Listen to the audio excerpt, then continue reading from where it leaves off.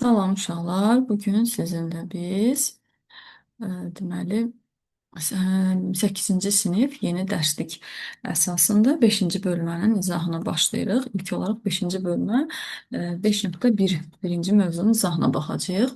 5-ci bölmədə biz həzm və qidalanma haqqında ətraflı danışacağıq. Bunu ki, həzm sistemi qidanı orqanizmin ehtiyacı olan qida maddələrinə çevirmək, yəni qəbul etdiyimiz, xaricdən qəbul etdiyimiz qidanı bizim orqanizmimiz üçün, təkcə yəni insandan söhbət getmir, canlı orqanizmin ehtiyacı olan qidaya çevrilməsidir həzm sistemində. Bu proses gedir və orqanizmin həzm olunmayan qalıqlardan azad etmək kimi iki əsas funksiyanı yerinə yetirir. Deməli, həzm sistemində qida qəbul olunur, onun ehtiyacına, orqanizmin ehtiyacına uyğun olan maddələrə çevrilir və orqanizmə lazım olmayan maddələrdən azad olunur.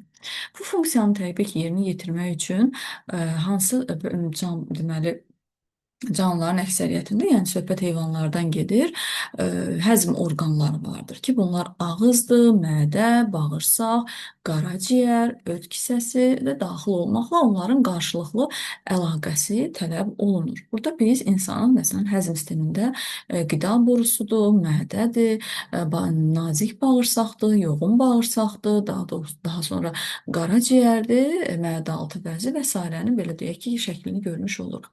Həzm sisteminin fəaliyyəti ilə bağlı əsrlər boyu tədqiqatlar aparılmış, çox mühüm nəticələr əldə edilmişdir. Deməli, 11-ci əsrin əvvəllərində dövrünün ən müdrik təbiblərindən olan İbn Sina qidalanmanın vacibliyini və mədənin xəstəliklərə qarşı həssaslığını qeyd etmiş, pəhriz, həzmlə bağlı əhəmiyyətli məsləhətlər vermişdir. Və onun bu iki amilin mədə və bağırsaqların fəaliyyətinə təsiri haqqında tibbi şərhləri bu günə də istifadə olunur. Demək, hansı amillərdən söhbət gedir? Pəhrizdir və həzmlə bağlı olan, qidalanma ilə bağlı olan deməli fikirləri hal-hazırda da bu fikirlərdən istifadə olunur. Həzm sisteminin orqanı olan mədə hər bir canlıda fərqlidir. Məsələn, baxın, insanın mədəsinin quruluşuna baxsaq, baxın buradan insanın mədəsinin quruluşunu deməli görə bilərik. Baxın bu insanın mədəsinin quruluşudur. Bax bu hissə mədəmizdir. Və insanlarda mədənin quruluşu eynidir. Yəni bizim hamımızda quruluşu eynidir. Amma bəzi heyvanlarda mədə bir neçə kamerada olur. Məsələn, iri buynuzlu heyvanlarda qaramal və digər gövşəyənlərin, o cümlədən zürafələrin, maralların bitki mənşəli qidanın həzmini təmin edə bilən 4 kameralı mədələr var. Hansı ki, deməli, gövşəyənlər oldu, iri buynuzlu qaramal oldu, zürafə oldu, maral oldu ki, bunlar bitki mənşəli qida ilə qidalanırlar, yəni herbivor canlılardır. Deməli, herbivorlarda adətən mədə 4 kameralı olur. Yəni hamısında da yox, amma əksər herbivorlar bitki mənşəli qida ilə. Amma bəzi heyvanların, o cümlədən dəniz ayğırıdır, iki tənəffüslülər, ördək burundur. Bunların ümumiyyətlə mədəsi yoxdur. Onlarda qida borusundan birbaşa qida keçir bağırsağa. Yəni onlar mədəyə malik deyillər. Qida maddələri orqanizmdə necə həzm olunur? Ağız vasitəsilə qəbul olunur qida və parçalanır. Mədə və bağırsaqda, ağızda kimyəvi həzmə uğrayır, yəni daha kiçik molekullara qədər, sadə molekullara qədər parçalanır. Ondan sonra isə bağırsaqdan deməli qana sorulur və qan vasitəsilə aparılır orqanizmimizdə hüceyrələrə və hüceyrələrimizdə həmin canlıya uyğun olan üzvü maddələr sintez olunur. Bu proses, yəni həzm prosesi müxtəlif canlılarda fərqli ola bilərmi? Bunun səbəbi nədir? Əlbəttə ki, fərqli ola bilər. Bayaq dediyimiz kimi, bitki ilə qidalanan heyvanların bağırsaqları daha uzun olur, mədələr bir neçə, məsələn, 4 kameralı olur. Bunlar herbivorlar, amma karnivorlar, hansı ki, ət mənşəli qida ilə qidalanırlar, onların bağırsağı nisbətən qısa olur. Mədələri adətən 1 kameralı olur və elə canlılar da var ki, omnivorlar, yəni həm bitki, həm heyvanla qidalanan, onların mədə bağırsağı tam fərqli olur. Demək ki, bu onların qidalanmasına əlaqədar olaraq bir neçə fərq biz burada görmüş oluruq. İstənilən canlı orqanizmin fəaliyyəti üçün təbii ki, enerji lazımdır və orqanizmlər həyat fəaliyyəti üçün enerjini görəsən bəs hardan əldə edirlər? Əlbəttə ki, enerjini orqanizmlər müxtəlif vasitələrlə qəbul edirlər. Deyək ki, heyvanlardan danışırıqsa, o zaman onlar enerjini qidadan əldə etmiş olurlar. Əldə olunan enerji hansı proseslərə sərf olunur? Enerji mexaniki proseslərə, sinir impulslarının ötürülməsinə, digər, yəni həyati proseslərin hamısına demək olar ki, bu enerji sərf olunur. Yeni üzü maddələrin sintezinə və s. Təbiətdə olan canlıları biz iki qrupa bölürük, iki tipə bölürük. Avtotroflara və heterotrof qidalanmadan istifadə edən canlılara. Demək, avtotrof qidalanma nəyə deyilir? Avto özü, trofi qidalanma deməkdir. Bu orqanizmlər qeyri-üzvü maddələrdən üzvü maddələri hazırlayırlar. Təbii ki, ya günəş enerjisindən istifadə edirlər, ya da kimyəvi rabitələrin enerjisindən, amma əksəriyyəti deyək ki, fotosintez yolu ilə əldə edirlər. Yəni əksər avtotrof canlılar, bunlar fototroflardır. Yəni enerjini günəşdən alaraq qeyri-üzvü maddədən üzvü maddə hazırlayırlar və həmin üzvü maddələrlə qidalanırlar. Heterotrof canlılar isə bu orqanizmlər adətən bitki və heyvanların hazırladığı hazır üzvü maddələrdən istifadə edirlər. Yəni hetero müxtəlif, trofi qidalanma. Bunlar hazır şəkildə üzvü maddələri qəbul edirlər. Orqanizm ətraf mühitdən oksigen, su, mineral duz və qida maddələri alır. Ətraf mühitdən daimi oksigen qəbul olunur, su, mineral duzlar, qida maddələri.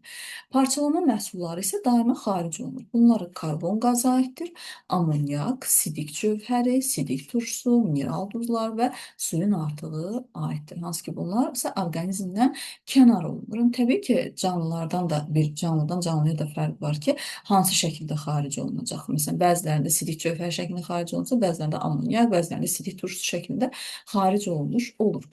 Qidanın tərkibində üzvü maddələr, deməli, həyat fəaliyyəti, böyümə və inkişaf üçün zəruri maddələrdir. Deməli, qidada olan üzvü maddə. Təbii ki, üzvü maddələr yalnız canlılar tərəfindən sintez olunur və bu da təbii ki, qidanın tərkibində. Və daxil olan mürəkkəb, deməli, üzvü birləşmələr orqanizm hüceyrələri tərəfindən olunduğu kimi mənimsənilə bilmir.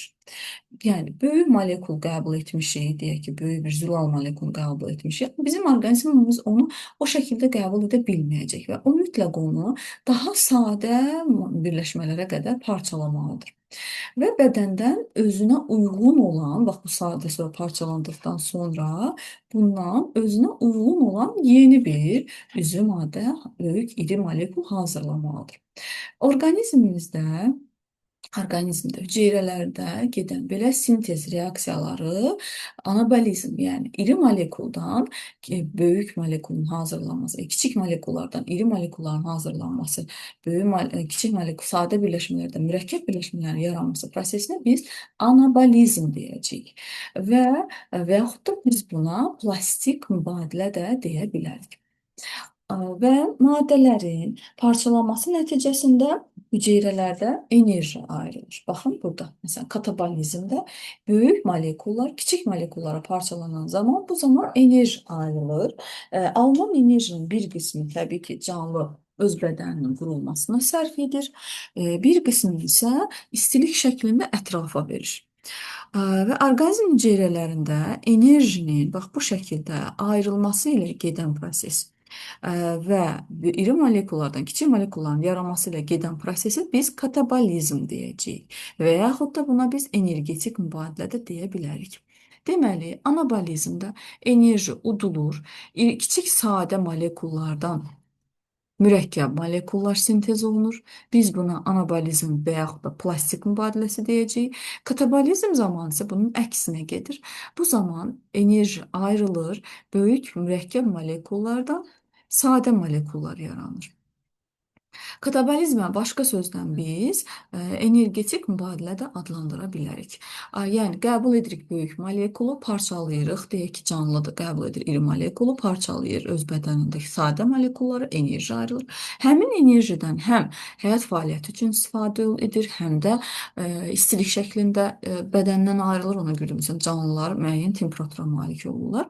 Sonra həmin o sadə birləşmələrdən hüceyrələrdə deyək və yaxud məsələn deyək ki, insanın bağırsağının xollarında deyək, həmin sadə birləşmələrdən daha iri mürəkkəb birləşmələr yaranır. Bu zaman yenə enerjidən istifadə olunur, yəni enerji udulur, mürəkkəb maddə yaranır. Buna biz anabolizm və yaxud da plastik mübadilə deyəcəyik. Bu hər iki proses bir yerdə adlanır maddələr mübadiləsi və yaxud da metabolizm adlanmış olur. Və maddələr mübadiləsini əsasən həyata keçirən sistemlər, tənzimləyən sistemlər həzmdir, tənəffüsdür və ifrazat prosesləri bir yerdə maddələr mübadiləsini və yaxud da metabolizmi tənzim etmiş olur. Yəni ki, burada şəkildə biz hər birinə diqqət edək. Baxın, burada biz həzm sistemini görürük, daha sonra tənəffüs sistemini görürük və deməli qan damar sistemi var burada, limfatik sistem var, ifrazat sistemini görmüş oluruq. İndi gəlin görək yaxşı tənəffüs, ifrazat, həzm bu prosesi necə tənzimləyir? Baxın, qida vasitəsilə biz, yəni qəbul etdiyimiz qidadır, sudur, mineral duzlardır.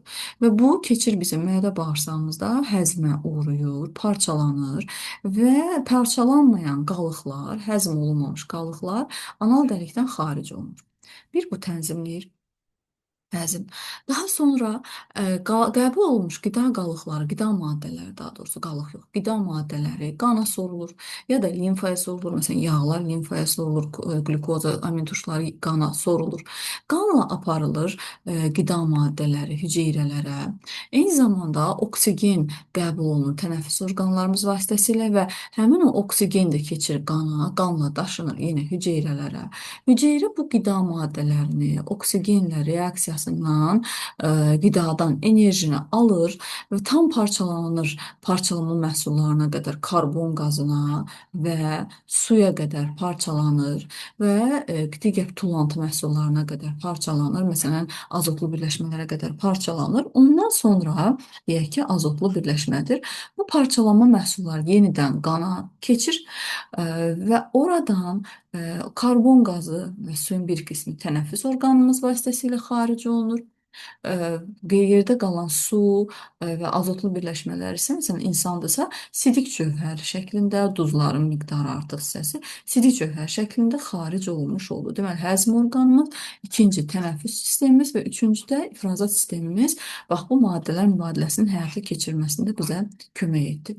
İnsan il ərzində 500 kiloqrama yaxın qida qəbul etsə də, onun çəkisi o qədər dəyişmir. Bunun səbəbi nədir? Təbii ki, bunun səbəbi daima maddələr mübadiləsinin dayanmadan getməsidir və qəbul olunan qidaların həzm olunmamış qalıqlarıdır, parçalanma məhsullarıdır, yenidən bədənimizdən xaric olunmasıdır. Həmçinin də bu qəbul olunan maddələrin tərkibində olan enerji hesabına orqanizm öz həyat fəaliyyətini davam etdirmiş olur. Demək, biz qəbul etdiyimiz qidaların tərkibində mineral maddələr var, vitaminlər var, zülallar var, yağlar var, karbohidratlar var, təbii ki, su var. Biz suyun əhəmiyyəti haqqında çox geniş danışmışdıq əslində. İndi isə gəlin mineral duzlardan, mineral maddələrdən danışaq.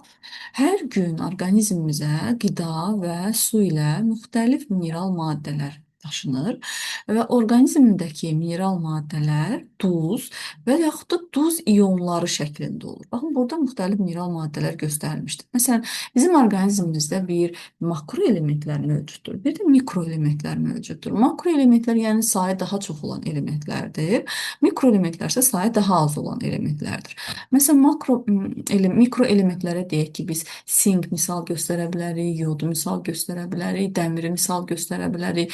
Makro elementlərə kalsiumdur, maqneziumdur və s. Yəni bu şəkildə biz elementləri sistemləşdiririk. Əslində buna bu qədər də belə deyək də ehtiyac yoxdur bilməyimizə. Sadəcə olaraq bir məlumat kimi sizə dedim. Və bu maddələr, yəni duzlar və duz ionları maddələr mübadiləsində təbii ki, fəal iştirak edir və hüceyrələrə müxtəlif maddələrin daxil olmasını və çıxmasını nizamlayır. Yəni başqa sözlə deyək ki, maddələr mübadiləsini tənzimləyirlər. Və orqanizmimizdə qida maddələri ilə 60-dan çox kimyəvi element daxil olmuş olur. Və bunlar müəyyən rol oynayırlar. Məsələn, orqanizmə daxil olan kalsium. Kalsium daha çox duzları, sümüklərin böyüməsinə təsir göstərir və qanın laxtalanmasında rol oynayır. Əgər kalsium çatışmazsa, o zaman osteoporoz xəstəliyi yaranmış olur. Osteo sümük deməkdir. Deməli, sümüklərin belə deyək ki, möhkəmliyi azalır.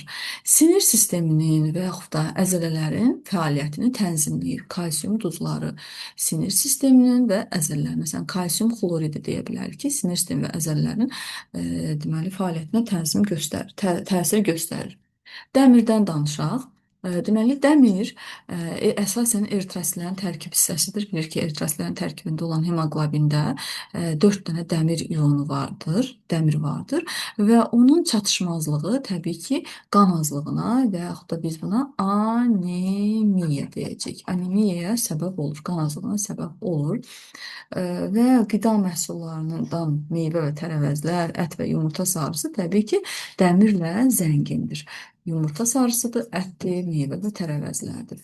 Həmçinin məsələn yod deyə bilərik ki, yodun çatışmazlığı zobun yaranmasına, qalxana bənzər vəzinin funksiyasının pozulmasına gətirib çıxardır. Və yaxud da sink deyək ki, İnsulinin tərkibində var, məadaltı vəzi hormonunun immunitetimizin zəifləməsinə gətirib çıxarır. Əgər sink çatışmırsa, sink çatışmayanda immunitet zəifləyir və yaralarımız gec sağalır. Məsələn, bunları misal çəkə bilərik. Gəlin indi isə danışaq vitaminlərdən. Vita sözünün mənası həyat deməkdir. Amin isə amil, yəni həyat amili deməkdir. Yəqin ki, bios sözünün də mənasının siz həyat olduğunu bilirsiniz. Və vitaminlər insan orqanizmi üçün, həyat üçün zəruri olan üzvü maddələrdən biridir. Və bu üzvü maddələr bioloji fəal maddələrin, məsələn, fermentlərin tərkibinə daxil olur. Məsələn, deyə bilər ki, vitamin nəyə lazımdır? Vitamin orqanizmimizdə olan fermentlərin tərkibinə daxildir. Biz fermentlərin funksiyaları haqqında geniş danışmışdıq ki, fermentlər orqanizmdə gedən bütün bioloji proseslərin sürətləndirir, bioloji proseslərin həyata keçirilməsində iştirak edir. Və vitaminlər də fermentlərin yaranmasında, orqanizmin həyat fəaliyyəti proseslərinin tənzimlənməsində iştirak edirlər. Yəni vitamin çatışmayanda o zaman fermentlərin yaranması prosesi də pozulmuş olur. Və cüzi miqdarda belə deyək ki, təsir göstərə bilən və buna görə də bioloji fəal maddələrə aid edirik. Çünki çox cüzi miqdarda olsa belə bunlar orqanizmdə gedən həyati proseslərə təsir göstərirlər və ona görə də biz bu vitaminlərə eyni zamanda bioloji fəal maddələr də deyə bilərik. Və insan orqanizmi üçün zəruri olan vitaminləri iki qrupa bölürük. Suda həll olan vitaminlərə və yağda həll olan vitaminlərə. Suda həll olan vitaminlərə C vitamini aid edirik. Yağda həll olan vitaminlərə A, D vitamini aid etmiş oluruq.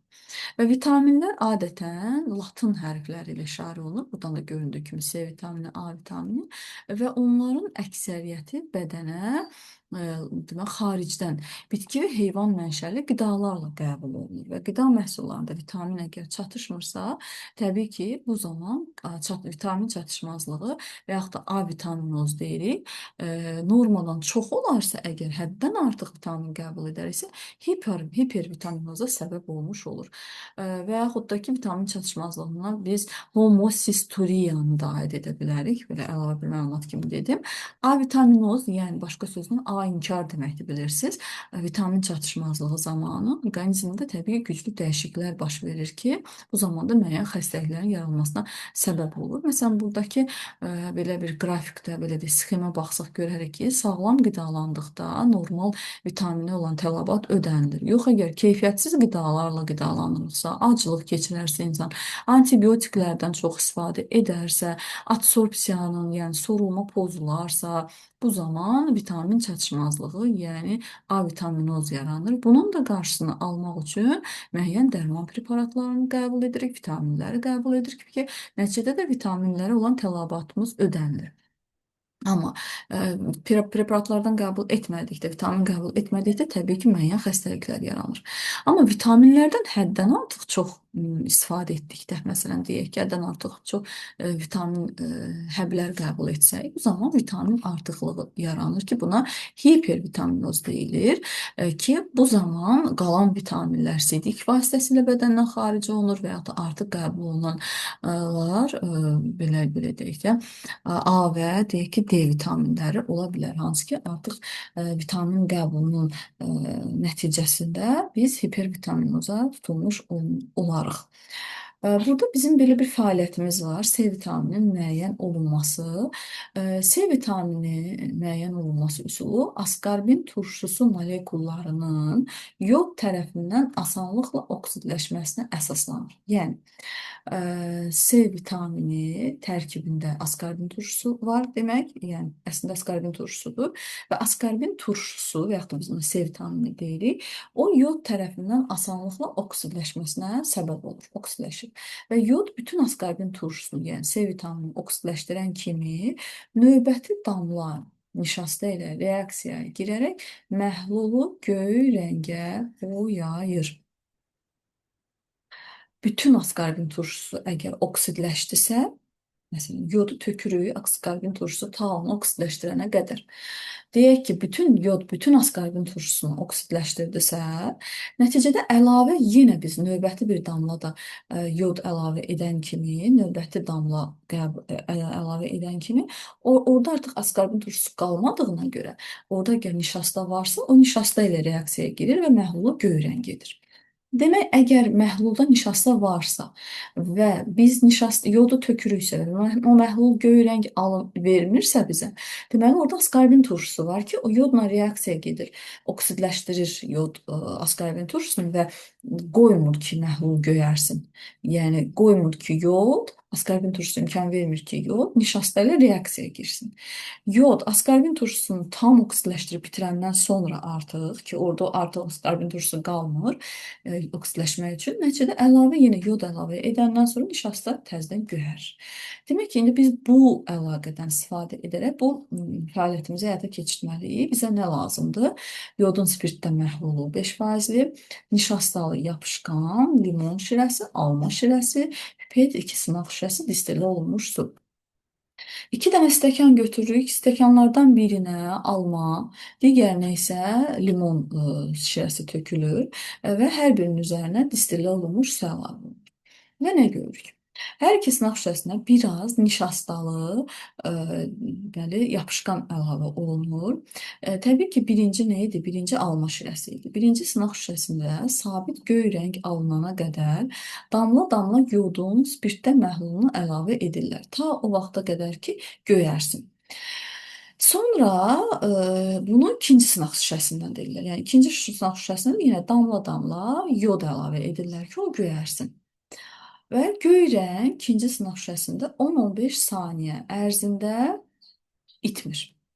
Alman rəngi müşahidə edərək, əgər sınaq şüşəsindəki məhlul tez rəngsizləşərsə, həmin nümunədə askorbin turşusunun miqdarının çox, rəngsizləşməzsə və ya çox gec rəngsizləşərsə, az olduğu məlum olur. Demək, biz əvvəlcə yoda əlavə etdikdə damcı-damcı ki, o göyərir, orada nişasta var ki, o göyərir, düzdürmü? Amma bir müddət keçəndən sonra göy rəng itir. Onun itməsinə səbəb içəridə olan yodla askorbin turşusunun reaksiyaya girməsidir. Və bu bütün yodu özünə götürdüyünə görə nəticədə orada nişastanın deməli göyərməsi deməli belə deyək də imkan vermir ki, məhlul göy rəngi olsun.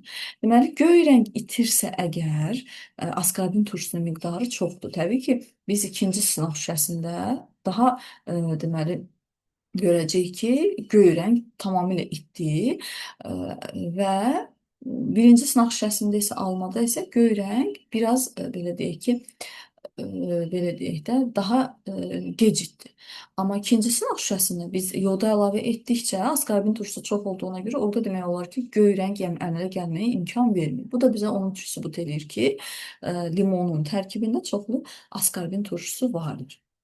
Gəlin indi C vitaminindən danışaq. Ümumiyyətlə C vitamini müxtəlif qidalarda olur. Bitki mənşəli qidalarda daha çox olur. Məsələn, almadır, qarağatdır, kələmdir, kartofdur, zoğaldır və yaxud da indi pomidordur. Ən çox sitrus meyvələrinin tərkibində olur və C vitamini insanın sutkalıq tələbatı 50-78 milliqramdır. C vitamini olan tələbat. C vitamininin bir neçə funksiyası var.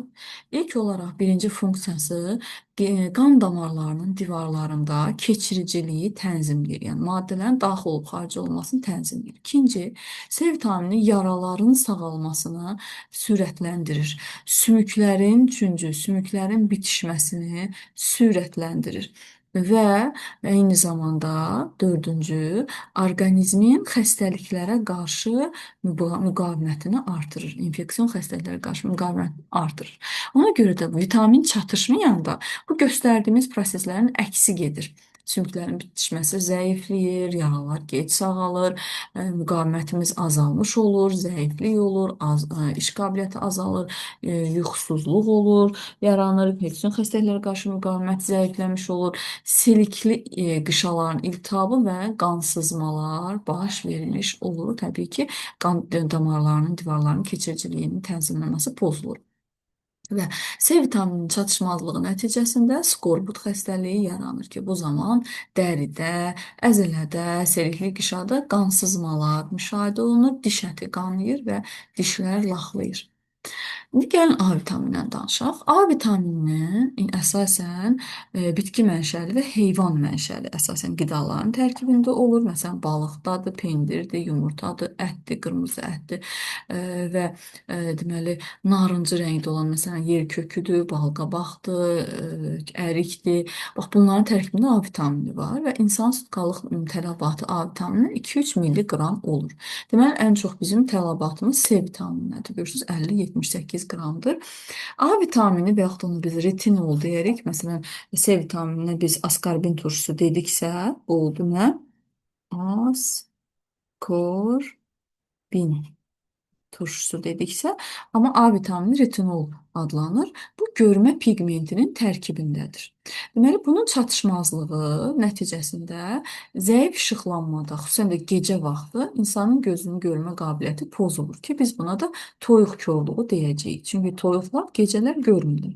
İnsan da bu zaman gecə görmür. Və bu vitamin əsasən heyvan mənşəli dedik qidalardadır. Bitkilərin qırmızı, sarı rəngli hissələrində, bax belə narıncı, qırmızı, sarı rəngli hissələrində çoxlu karotin maddəsi olur. Ki bu karotin maddəsi sonradan insan orqanizmində çevrilir A vitamininə. Və harda çevrilir həmin karotin? Qaraciyərdə və bağırsağımızda A vitamininə çevrilmiş olur və ondan sonra qana keçmiş olur. Gəlin D vitaminində danışaq. D vitamini göründüyü kimi əsasən bitki mənşə, heyvan mənşəli qidaların tərkibindədir. Süddür, balığın kürüsüdür, balıqdır, pendirdir, yumurtadır. Həmçinin göbələkdə və paxlalı bitkilərdə də var. Amma buna olan tələbatımız gündəlik 0,2, 0,3 milliqramdır. Və bilirik ki, D vitamini eyni zamanda günəş şüalarının, ultrabənövşəyi şüalarının aşağı dozalarında da D vitamini əmələ gəlmiş olur. Bağırsaqlardan kalsium və fosforun geri sorulmasını tənzimləyir D vitamini. Bağırsaqdan kalsiumun, fosforun geri sorulmasını, qana sorulmasını və oradan da sümük toxumasına sorulmasını tənzimləyir. Və həmin o, belə deyək ki, sümük toxumasından da kalsium və fosforun çıxmasının qarşısını alır. Məsələn, əgər D vitamini çatışmırsa, o zaman sümüklərimizdə kalsium və fosforun miqdarı azalır. Məsələn, əgər bu böyüklərdə olursa, bu osteomalyasiya adlanır. Uşaqlarda baş verirsə, bu D vitamini çatışmazlığı, bu raxit xəstəliyini gətirib çıxardır. Və D vitamini dediyimiz kimi həm qida ilə az miqdarda bədənə daxil olur, həm də günəş şüalarının təsiri nəticəsində də dəridə yaranmış olur, dəridə.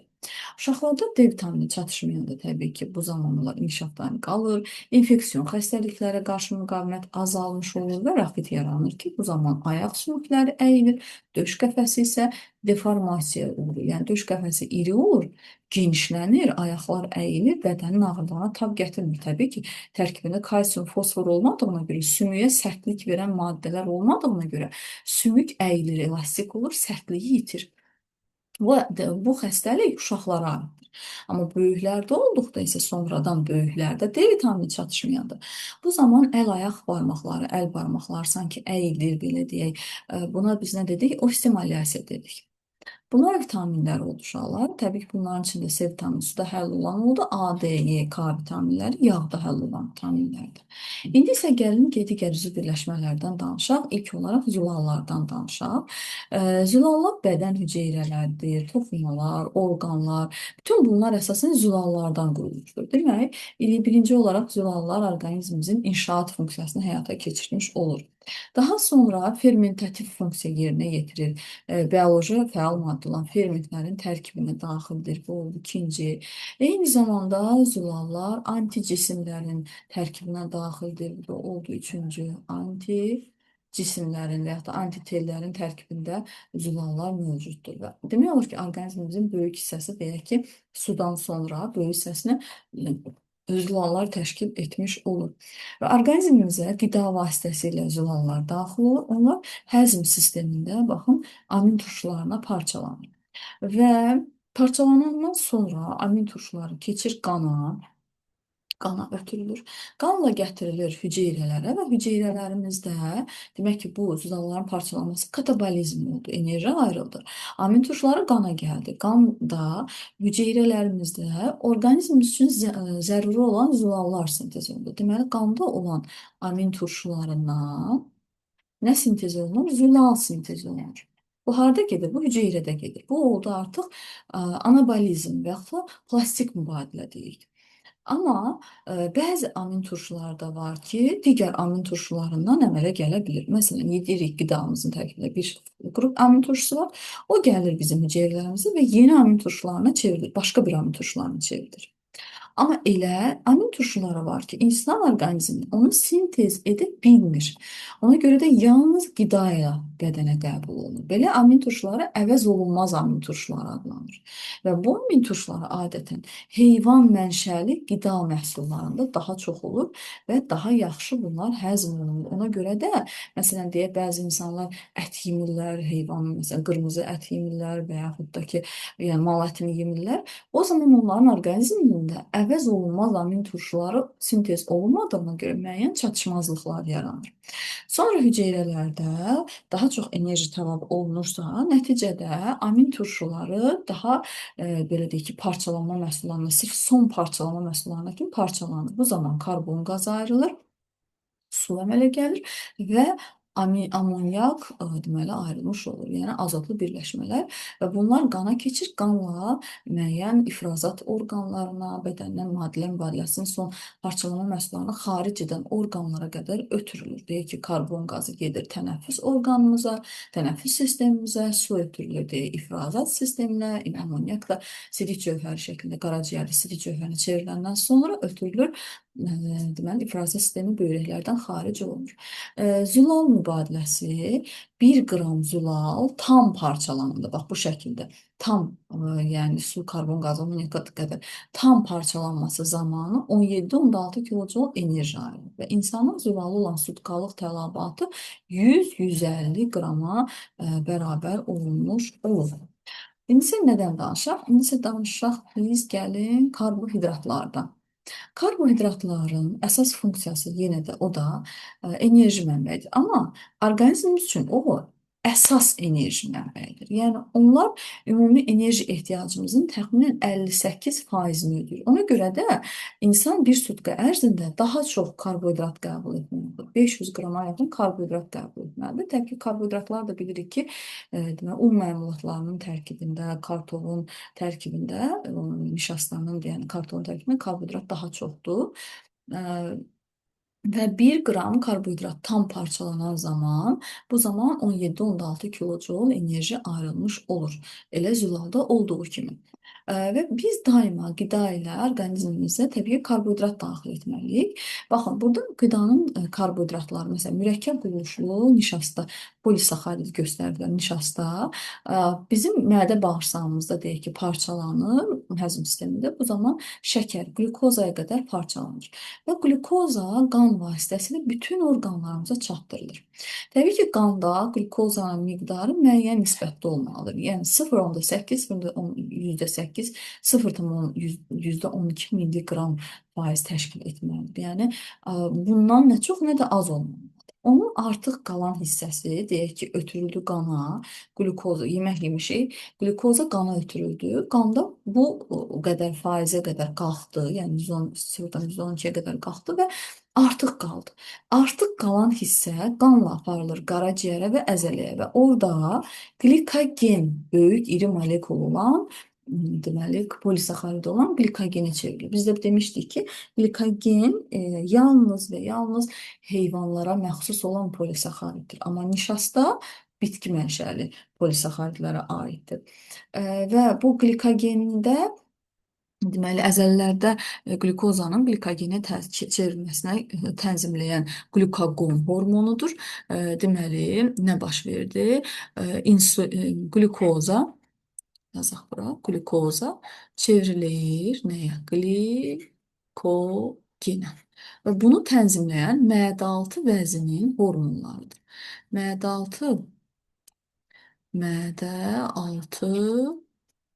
vəzinin hormonları. Hansı hormondur bunu tənzimləyən?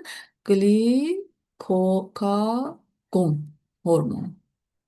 Amma biz məsələn ac olan zaman, deyək ki, qlukoza qanımızda çatmır, insan uzun müddət ac qalır və onda qlukozanın miqdarı normadan aşağı düşür. Aşağı düşən zaman qaraciyərdə toplanan həmin bax bu glikogen parçalanır və qana keçir. Parçalandıqda təbii ki, nəyə çevrilir? Təzədən qlukozaya çevrilir və bunu edən,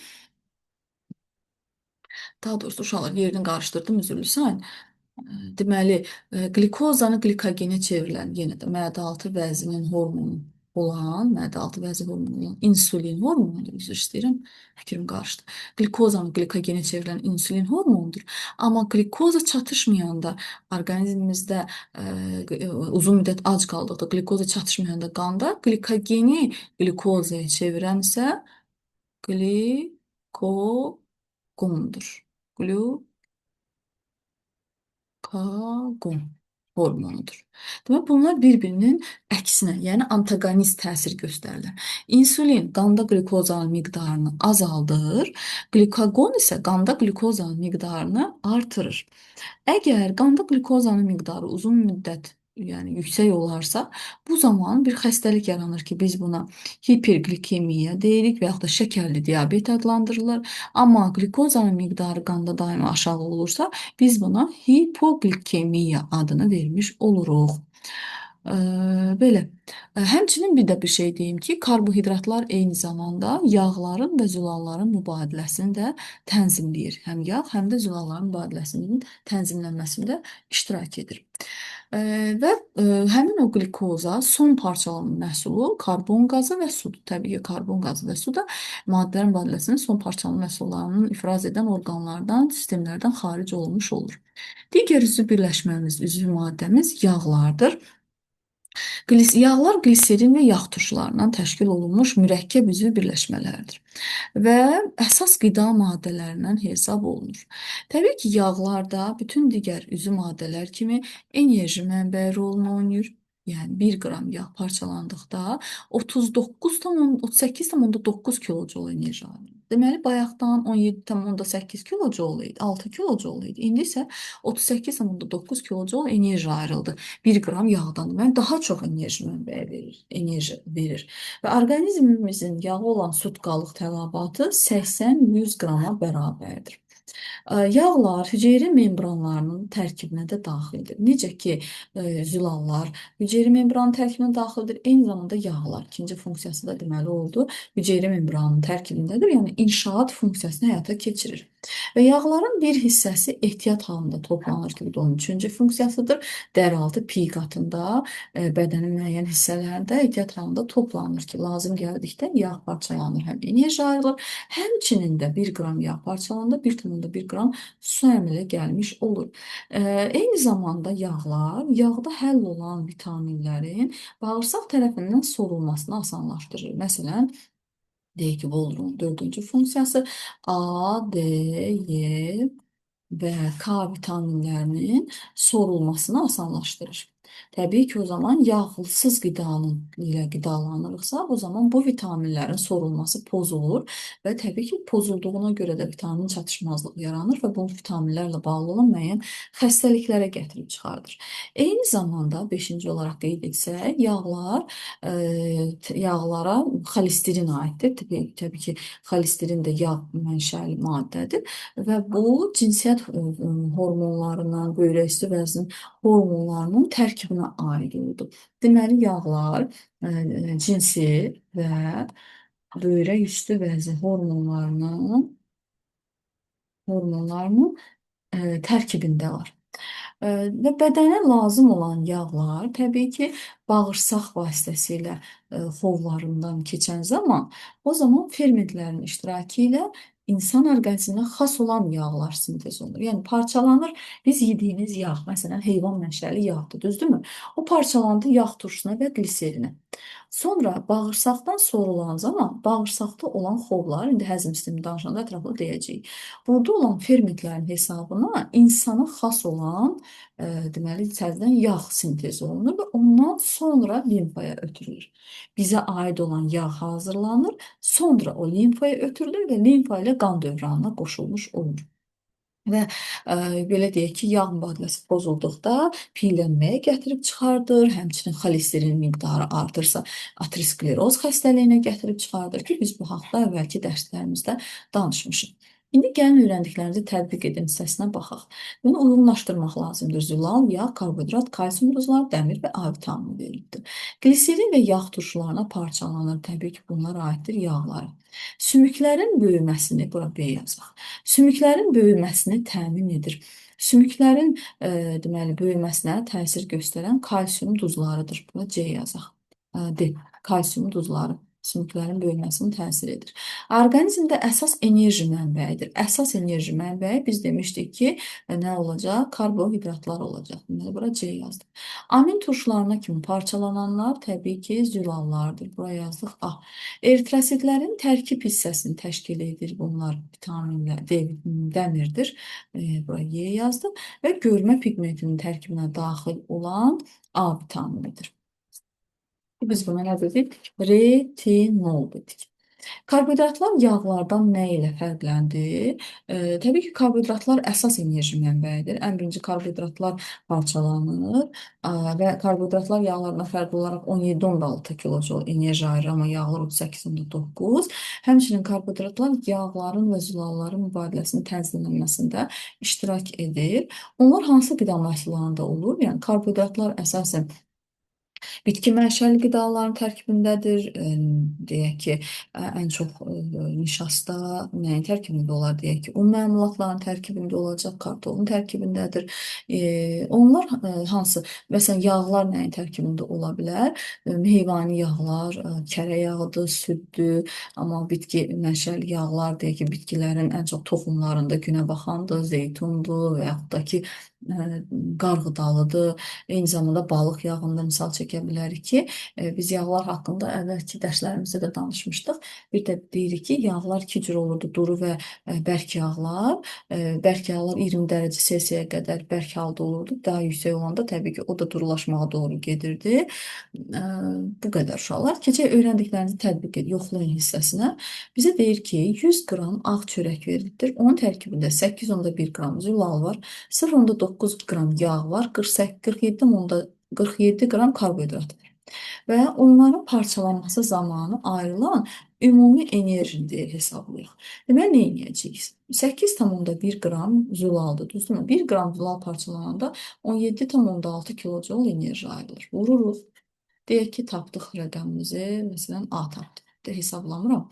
Sonra yağ, 0,9 qram yağ var. Bunu vururuq 38,9 kilojoula. Çünki 1 qram yağ parçalananda 38,9 kilojoul enerji ayrılır. Deyək ki, B aldıq. Daha sonra 47 qram karbohidratdır. Bunu da vururuq 17,6 kilojoul enerjiyə. Çünki 1 qram karbohidrat parçalananda 17,6 kilojoul enerji ayrılır. Demək ki, C-dir. Sonda nə edəcək? Bunların üçünü də toplamış oluyor. Aldığımız cavab da bunlar üçün cəmi olacaq. Uzun məsafə qət edən idmançıya nə üçün şirin çay içirdirlər? Çünki uzun müddət, belə deyək, uzaq məsafə qət edən insanın əsas enerji mənbəyi azalır. Yəni karbohidrat azalır, qlükoza azalır və çayın tərkibində hazır şəkər olur, qlükoz olur. O da keçir qana, qlükoza olan tələbat ödənilir. Daha sonra susuzluq olur. Bu da gətirir çay içdikdən sonra insan susuzluğu yatır. Eyni zamanda çayın tərkibində kofein var ki, o da əzələ yorğunluğunu azaldır. Ona görə də insan məsələn yorğun olanda, çox gəzəndən sonra, belə deyək, qaçandan sonra çay içdikdə daha tez özünə gəlir, daha tez rahatlanır. Çünki tərkibində kofein var. Yalnız bitki mənşəli qidaların qəbul edilməsi üçün biz tapşırığa baxırıq. Hansı vitaminin çatışmazlığına səbəb olar? Yəni biz heyvan mənşəli qida qəbul etmirik. Bu B12 vitamini olacaq. B12. Çünki B12 vitamini yalnız heyvan mənşəli qidaların tərkibində olur. Heyvan mənşəli qidalara da aiddir burada ət, balıq, süd və yumurtanı göstərə bilərik. Bu qədər uşaqlar, ümid edirəm dərs sizə tam aydın oldu.